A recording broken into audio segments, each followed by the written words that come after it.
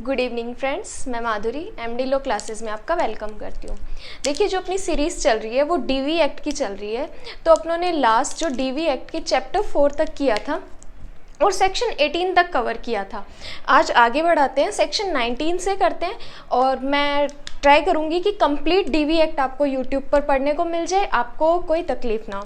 ठीक है, तो बात करते हैं सेक्शन 19 की। सेक्शन 19 कहता है निवास आदेश, रेजिडेंशियल ऑर्डर। जैसा कि मैंने आपको बताया था कि मजिस्ट्रेट कौन कौन से ऑर्डर दे सकता है जो एग्रीव्ड पर्सन है। तो अपनों ने प्रोटेक्शन ऑर्डर पढ़ा था, अब अपन पढ़ रहे हैं रेजिडेंशियल ऑर्डर। तो आगे जो भी ऑर्डर आते जाएंगे वो अपने कवर करते जाएंगे। ठीक है, सेक्शन 19 में जो रेजिडेंशियल ऑर्डर है वो बताया हुआ है। सबसेक्शन 1, अगर आप जैसे कॉम्पिटिटिव एग्जाम की तैयारी कर रहे हैं तो प्लीज़ आप बेरेक्ट साथ में लेके बैठिए ताकि वो आपका कवर होता जाएगा, आपको समझ आता जाएगा। क्योंकि कंप्लीट चीज़ें बोर्ड पे नहीं लिख सकते, तो जो मैं पढ़ रही हूँ आप बेरेक्ट पढ़ेंगे तो वो आपको समझ आ जाएगा। ठीक है, तो स्टार्ट करते हैं। Section 19 residential order, residence order, निवास आदेश। सबसेक्शन 1 कहता है सेक्शन 12 सबसेक्शन 1 के अधीन किसी आवेदन का निपटारा करते समय। अब आप रिकॉल करेंगे कि सेक्शन 12 क्या पढ़ा था अपनों ने, एप्लीकेशन टू मजिस्ट्रेट। उसमें अपनों ने सबसेक्शन 1 में पढ़ा था कि किसी मतलब कि सेक्शन 12 सबसेक्शन 1 के अधीन किसी आवेदन का निपटारा, उसमें टोटल सबसेक्शन 5 पढ़े थे और सबसेक्शन 5 में बताया था कि जो आवेदन का निपटारा कितने दिनों में होगा। तो आपकी रिकॉल यानी कि आप रिकॉल कर सकते हैं कि 60 डेज़ में आवेदन का निपटारा होगा। तो निपटारा करते समय मजिस्ट्रेट यह समाधान होने पर कि घरेलू हिंसा हुई है तो निम्नलिखित निवास आदेश पारित कर सकेगा। अब कौन कौन से निवास आदेश पारित कर सकेगा? देखिए, टोटल इसमें सबसेक्शन तो 8 है, बट सबसेक्शन 1 में बता दिया कि कौन कौन से रेजिडेंस ऑर्डर है जो मजिस्ट्रेट पास करेगा जब वो देखेगा कि व्यथित व्यक्ति के साथ घरेलू हिंसा हुई है। तो रेजिडेंस ऑर्डर में ये चीज़ें अपनों को देनी चाहिए। तो ए में कहता है कि प्रत्यर्थी को सांझी गृहस्थी से किसी व्यक्ति के कब्जे को बेकब्जा करने से या किसी अन्य रीति में उस कब्जे में विघ्न डालने से अवरुद्ध करना, चाहे प्रत्यर्थी सांझी गृहस्थी में विधिक या साधारण रूप से हित रखता है या नहीं। मतलब कि जो रेस्पोडेंट है उसको सांझी गृहस्थी में आने देना चाहिए या नहीं। अब देखिए, अगर एग्रीव्ड पर्सन के लिए हार्मफुल है तो कोर्ट कहेगा कि रेस्पोडेंट से कि तुम सांझी गृहस्थी में जहाँ पे व्यथित व्यक्ति आती है तो तुम वहाँ पे नहीं आओगे, उसको वहाँ पे आने से रोक लगा दी जाएगी। ठीक है, मतलब वहाँ पे वो नहीं आएगा। बी कहते हैं कि प्रत्यर्थी को उस सांझी गृहस्थी से स्वयं को हटाने का निर्देश देना। मतलब कि प्रत्यर्थी को कहेंगे, कोर्ट डायरेक्शन दे सकती है कि प्रत्यर्थी को कि तुम वहाँ पे नहीं रहोगे, उसको वहाँ से हटाने का आदेश दिया जाएगा, निर्देश दिया जाएगा। ठीक है, फिर सी कहता है कि प्रत्यर्थी या उसके किसी नातेदार को सांझी गृहस्थी के किसी भाग में जिसमें व्यथित व्यक्ति निवास करता है प्रवेश करने से अवरुद्ध करना।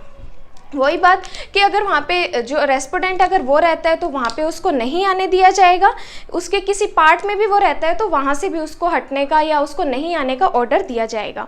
अब सी के साथ अगर आप बेरेक्ट साथ लेके बैठे हैं तो जब एफ के आगे आप यानी एफ क्लोज के आगे ख़त्म होता है तो वहाँ पे एक प्रोवाइडेड दिया हुआ है, तो वो प्रोवाइडेड इस बी के लिए है। ठीक है, तो वो प्रोवाइडेड कहते हैं कि परंतु यह कि क्लोज बी के अधीन कोई आदेश किसी व्यक्ति के जो महिला है उसके अगेंस्ट नहीं दिया जाएगा। मतलब बी में कह दिया था कि प्रत्यर्थी को क्या करेंगे, हटने का निर्देश देंगे, बट ये प्रोवाइडेड इसके साथ लिख लीजिए, बट अगर वो फीमेल है तो उसको वहाँ पे हटने का निर्देश नहीं दिया जाएगा।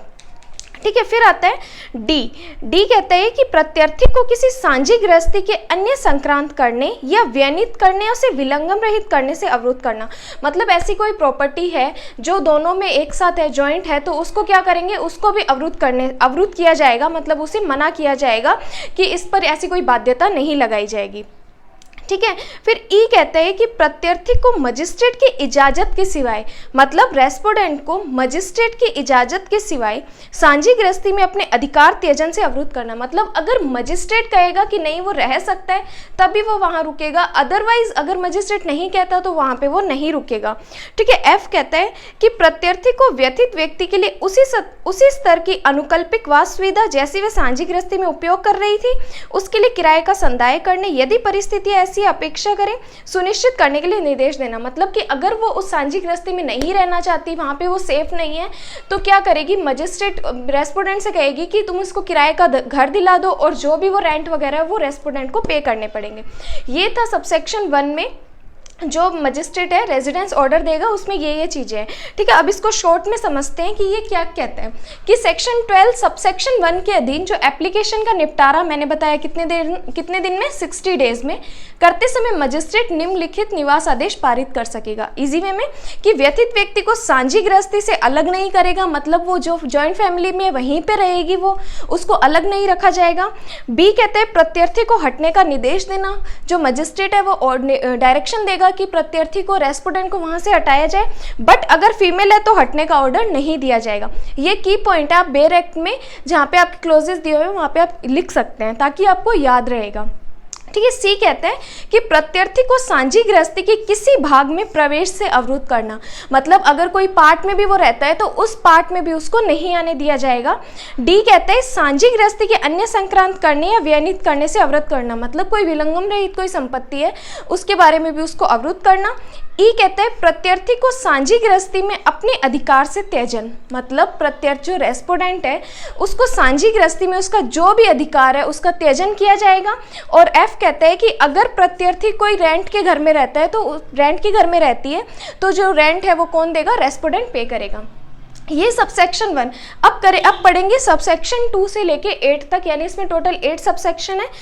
सबसेक्शन 2 को पढ़ते हैं कि मजिस्ट्रेट व्यथित व्यक्ति या व्यथित व्यक्ति की किसी संतान की सुरक्षा के लिए, अगर जो फीमेल है जो अपनी एग्रीव्ड पर्सन है उसकी अगर कोई संतान है तो उसके लिए भी क्या करेगी, उसकी सेफ्टी के लिए संरक्षण देने या सुरक्षा की व्यवस्था करने के लिए कोई अतिरिक्त जो एडिशनल कंडीशन है वो इम्पोज कर सकेगी और कोई अन्य निर्देश पारित कर सकेगी जो युक्तियुक्त रूप से आवश्यक समझे। अगर कोर्ट समझती है या उसको लगता है कि जो एग्रीव्ड पर्सन की जो चाइल्ड है उनके लिए भी क्या कर सकती है, वो कोई एडिशनल शर्त लगा सकती है रेस्पोंडेंट के ऊपर। ठीक है, सबसेक्शन 3 कहते हैं कि मजिस्ट्रेट घरेलू हिंसा किए जाने का निवारण करने के लिए, उस जो घरेलू हिंसा हुई है उसको प्रिवेंट करने के लिए प्रत्यर्थी से एक बंध पत्र प्रतिभूत सहित या उसके बिना निष्पादित करने की अपेक्षा कर सकता है। मतलब रेस्पोंडेंट से एक बॉन्ड भरवाएगा, यानी कि बॉन्ड क्या होता है, खुद को बाउंड करना, यानी एक बॉन्ड भरेगा जो रेस्पोंडेंट होता है अपनी तरफ से कि वो आगे ऐसा कोई काम नहीं करेगा या उसने जो घरेलू हिंसा की है आगे वो ऐसा कुछ नहीं करेगा, मतलब मजिस्ट्रेट एक बॉन्ड भरवाएगा। सबसेक्शन 4 कहता है कि सबसेक्शन 3 के अधीन कोई आदेश सीआरपीसी के चैप्टर 8 के अधीन किया गया कोई आदेश समझा जाएगा और तदनुसार कार्यवाही की जाएगी। मतलब जो सबसेक्शन 3 में जो बॉन्ड भरा जाएगा उसका प्रोसीजर कौन सा फॉलो किया जाएगा, तो ये कहता है कि जो प्रोसीजर है वो सीआरपीसी के चैप्टर 8 में जो बॉन्ड के बारे में बताया हुआ उसको फॉलो किया जाएगा। अब सीआरपीसी का चैप्टर जो 8 है वो 106 से लेके 124 तक है, उस चैप्टर को ये फॉलो करेंगे यहाँ पे। ठीक है, सबसेक्शन 5 कहता है कि सबसेक्शन 1, सबसेक्शन 2 और सबसेक्शन 3 के लिए जो सबसेक्शन 5 है वो सबसेक्शन 1, 2 और 3 के अधीन किसी आदेश को पारित करते समय न्यायालय उस व्यथित व्यक्ति को संरक्षण देने के लिए या उसकी सहायता करने के लिए या आदेश के क्रियान्वयन में उसकी ओर से आवेदन करने वाले व्यथित व्यक्ति की सहायता करने के लिए, मतलब जो मजिस्ट्रेट है वो सबसेक्शन 1, 2 और 3 में जो एग्रीव्ड पर्सन की हेल्प करने के लिए जो नियरेस्ट पुलिस थाने के भारसाधक अधिकारी को डायरेक्शन देते हुए आदेश पारित करेगा। मतलब ये जो सबसेक्शन 1, 2 और 3 बताए हुए हैं ये किसकी, मजिस्ट्रेट क्या करेगा, officer in charge of police station की हेल्प लेगा और उसको डायरेक्शन देगा कि आपको ये सब देखते रहना है, जो मैंने ऑर्डर दिया आप इनको कंप्लीट करवाएंगे। ठीक है, सबसेक्शन 6 कहते हैं कि सबसेक्शन 1 के अधीन कोई आदेश करते समय मजिस्ट्रेट पक्षकारों की वित्तीय आवश्यकताओं और संसाधनों को ध्यान में रखते हुए किराए और अन्य संदायों के उन्मोचन से संबंधित बाध्यताओं को प्रत्यर्थी पर अधिरोपित कर सकेगा। मतलब कि अगर कोई फाइनेंशियल पेज करने हैं तो रेस्पोंडेंट को कह सकता है मजिस्ट्रेट कि आपको ये जो फाइनेंशियल पेज है ये आपको पे करने पड़ेंगे और यानी रेस्पोंडेंट के ऊपर ये फाइनेंशियल पेज इम्पोज कर सकता है मजिस्ट्रेट। सबसेक्शन 7 कहता है कि मजिस्ट्रेट उस पुलिस थाने के भारसाधक अधिकारी को जिसकी अधिकारिता में संरक्षण आदेश के कार्यान्वयन में सहायता करने के लिए मजिस्ट्रेट से निवेदन किया गया है निर्देश कर सकेगा। मतलब जो मजिस्ट्रेट है, जो अपनों officer in charge of police station की जिसकी जुरिस्डिक्शन में ये है, तो जो प्रोटेक्शन ऑर्डर के कार्यान्वयन में सहायता करने के लिए क्या करेगा, डायरेक्शन देगा कि आपको ये सब काम करना है। देन सबसेक्शन 8 कहता है कि जो मजिस्ट्रेट व्यथित व्यक्ति को उसके स्त्रीधन या किसी अन्य संपत्ति या मूल्यवान प्रतिभूति का जिसके लिए वह हकदार है कब्जा लौटाने के लिए प्रत्यर्थी को निर्देश दे सकेगा। यानी रेस्पोंडेंट को मजिस्ट्रेट कहेगा कि अगर कोई फीमेल का स्त्रीधन या ऐसी कोई उसकी प्रॉपर्टी है जिसका पोजीशन रेस्पोंडेंट के पास है, तो रेस्पोंडेंट से कहेगा कि उसका पोजीशन आप एग्रीव्ड पर्सन को दे दो जिसकी वह हकदार है। ये है सबसेक्शन 8। ठीक है, अब मैं वापस रिवाइज करती हूँ कि सबसेक्शन 1 अपनों ने पढ़ा कि कौन कौन से रेजिडेंस ऑर्डर मजिस्ट्रेट देगा। सबसेक्शन 2 एडिशनल ऑर्डर पास करेगा जो उसकी संतान के लिए जरूरी है। सबसेक्शन 3 कहते हैं कि रेस्पोंडेंट से बॉन्ड भरवाएगा मजिस्ट्रेट। बॉन्ड भरवाने पे चैप्टर 8 सीआरपीसी को फॉलो किया जाएगा। सबसेक्शन 5 कहते हैं officer in charge of police station को डायरेक्शन देते हुए ऑर्डर पास किए जाएंगे कि आपको ये काम करने हैं। सबसेक्शन 6 कहते हैं कि अदर कोई जो आवश्यकताएं हैं उनको क्या करेगा, प्रत्यर्थी को कह सकेगा, जो फाइनेंशियल पेस करने हैं वो प्रत्यर्थी के ऊपर इम्पोज कर सकेगा। और सबसेक्शन 7 कहते हैं कि अगर उनको जो पुलिस थाने के भारसदक अधिकारी की हेल्प चाहिए तो उसके लिए डायरेक्शन देगा। और सबसेक्शन 8 कहते हैं स्त्रीधन या अन्य संपत्ति को लौटाया जाना, जो भी फीमेल के स्त्रीधन है उन सबको लौटाया जाना। ये है सेक्शन 18। ठीक है, तो आई होप मेरी ये वीडियो आपको पसंद आई हो। Thank you so much.